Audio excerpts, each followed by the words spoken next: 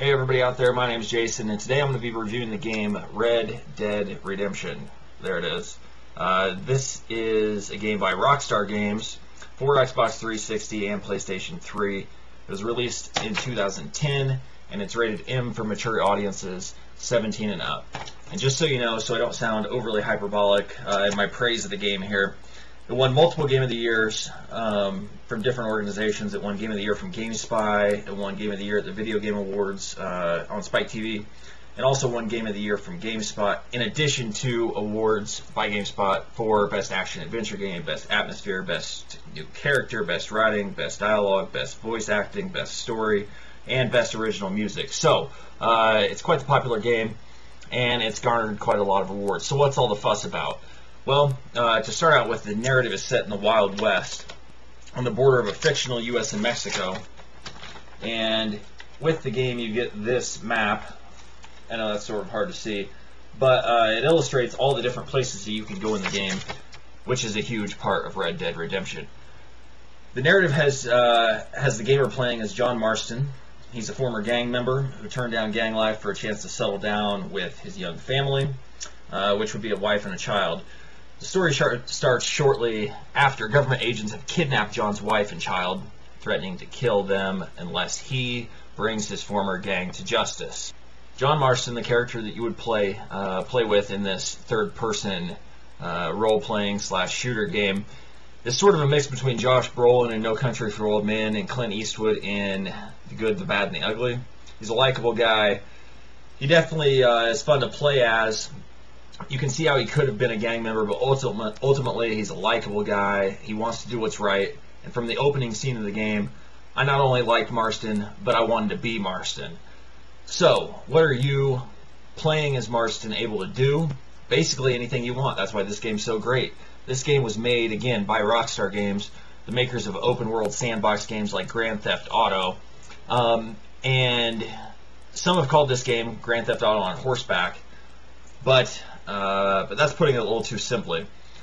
For some explanation, let's talk about the narrative and the different parts of the game. So, although the overriding narrative is getting his family back, that's only a small part of this game.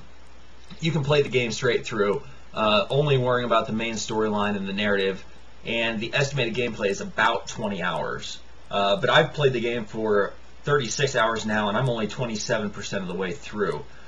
Why? Because there's literally thousands of things that you can do to make this game infinitely playable. In addition to the actual narrative, there's side missions that are challenging, but definitely able to be completed in 2 or 3 attempts.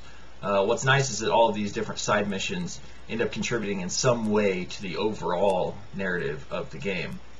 Also, by the nature of this open world sandbox design, I can go anywhere that I want in the game. If I can see it, I can go there. If I see it, I can interact with it. 1 minute I can play poker in the saloon with a bunch of other guys. I can walk across town, see a movie for a small price. I can play a game called Five Finger Filet with these crazy guys outside of a train station. I can go back in the saloon, take shots of whiskey, which then make it considerably more difficult for me to walk up the stairs to the room that I'm renting. If I want, I can jump on a horse and ride for 10 minutes, 20 minutes, anywhere. Like I said, if you can see it, you can go there. Even if you can't see it, you can go there, right over the mountain or whatever. But along the way, I'll see people and things that I can interact with, and depending on what time of the day it is and where I'm at on the map, I might see things like wolves, coyotes, vultures, bears, cougars, rattlesnakes, wild boars, deer, bucks, and probably some other animals that I haven't run across yet. Remember, I'm only 27% of the way through the game. So, sometimes when you're riding, you might see a damsel in distress. Other times, you might see a man whose horse has been stolen. And that's really where the fun's at. I can choose to hunt these animals, kill them with my gun, skin them with my knife, and then trade them in for some small monetary benefit back at the general store. I can help the people on the side of the trail as I'm riding along, or not. It's up to me. But either way, there's consequences for my actions. Red Dead Redemption operates on a morality meter. This is a value system that plays off of my agency in the game. So if I help the damsel in distress and kill her attacker, my morality goes up. If I kill the damsel in distress and loot her body for spare change, then my morality goes down. Now, out in the Old West, others might not see this happen, but word definitely gets around. So when I go back to one of the towns in the game, the people that I interact with will treat me differently based on my current morality meter. If my morality is high, then good characters will react favorably to me, give me better deals at the general store, things like that. If my morality is low, then the shadier characters will sort of welcome me into their depraved world. But you don't really want that, because then the lawmen start looking at you funny and maybe start chasing you. It's a bad deal all the way around. But the great thing about this is that it makes the gameplay completely customizable depending on what I want to do, and it gives me the agency, allowing me to completely control the storyline as I see fit. In terms of the nitty-gritty of the gameplay, the controls are pretty easily mastered, which allow me to hop on the horse, draw my gun, take aim, and shoot down a bad guy, all within a matter of seconds and a few buttons. It's really not that difficult. Throughout the game, you'll get certain on-screen cues when you have the option to do something.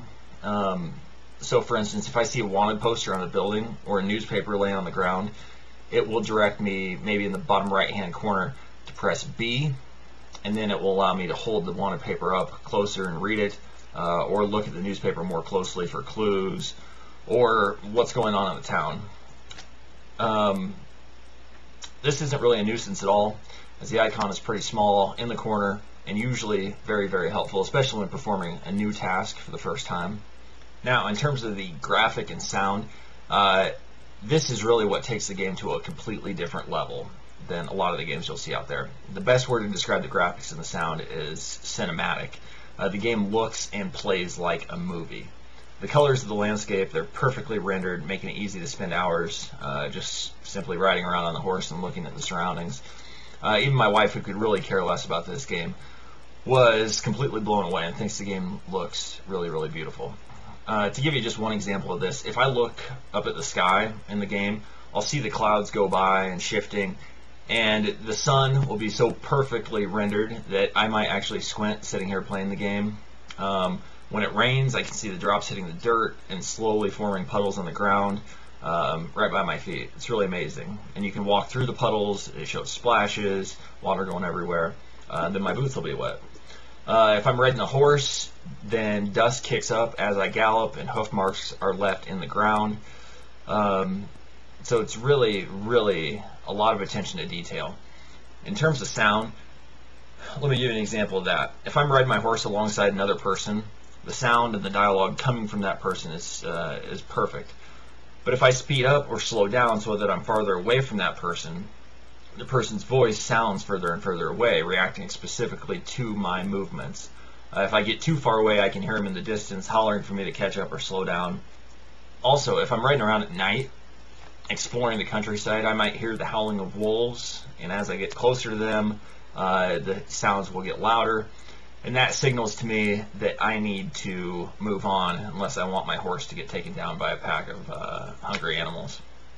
The music's about what one might expect from a Western on TV. It's really got this spaghetti Western thing going on, which adds to the cinematic quality of the game. Just like the movies, also, if I'm about to get myself into a potentially dangerous situation, the music will shift to a more ominous tone, letting me know that something's up or that I might be in trouble soon, and then I can make the appropriate choice to go on, figure out what's happening, or retreat. Either way. But just like everything else in the game, the music and the dialogue is completely reactive to whatever I am doing. Ultimately, really the only game I can even compare Red Dead Redemption to would be a Grand Theft Auto game. But with that said, in my opinion, Red Dead Redemption offers up way more than any Grand Theft Auto game I've ever played. Part of that stems from the main character that you play as, of John Marston. He's a genuinely likable guy, and I actually feel bad anytime that I do something that adversely affects his morality meter and causes it to go down. I want him to succeed in getting his family back. And that emotional nature of the storyline takes this game above and beyond the Grand Theft Auto series. However, I'm still not sure it's completely appropriate for kids, hence the M17 rating. Although it's not really overly violent or sexual. More than anything, the language drives my sort of line of thinking here. There's quite a bit of cussing, some of it really serious and other just sort of offhand, but that could be a problem for younger kids. In terms of replayability, this game does offer some online modes so that you can play with friends, specifically a free roam mode where you have access along with 15 other people to every space on the map, and you can set up forts, gang hideouts, form posses, and basically do whatever the heck you want. It's really pretty cool. But honestly though, I don't think that is why this game will be played for years to come.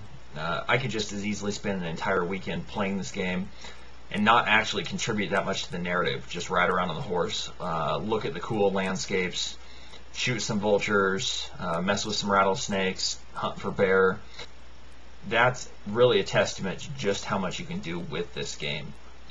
Overall, without a shadow of a doubt, this is by far the most perfect game that I've ever played. My only complaint, and this is completely nitpicking here, but my only complaint would be that some of the characters are a bit one-dimensional that you would run into in Red Dead Redemption. I'm thinking specifically of the cannibal necromaniac that you run into that digs up graves. But with that said, even though they are one-dimensional sometimes, they're completely entertaining, just like every other part of the rest of this game. So, my rating for this game, 2 very enthusiastic thumbs up, 10 out of 10, A+. If you have a 360 or a PS3, you need to buy this game, and it will keep you busy for as long as you want it to.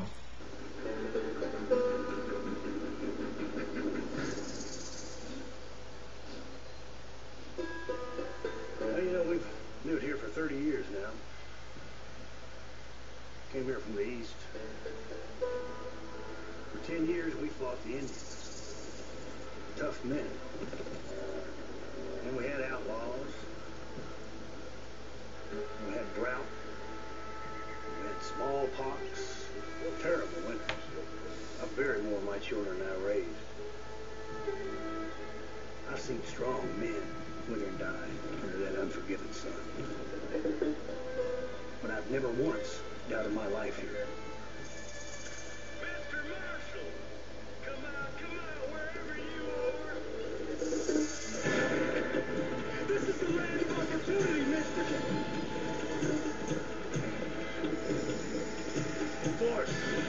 Force must be used if you're to have your own way.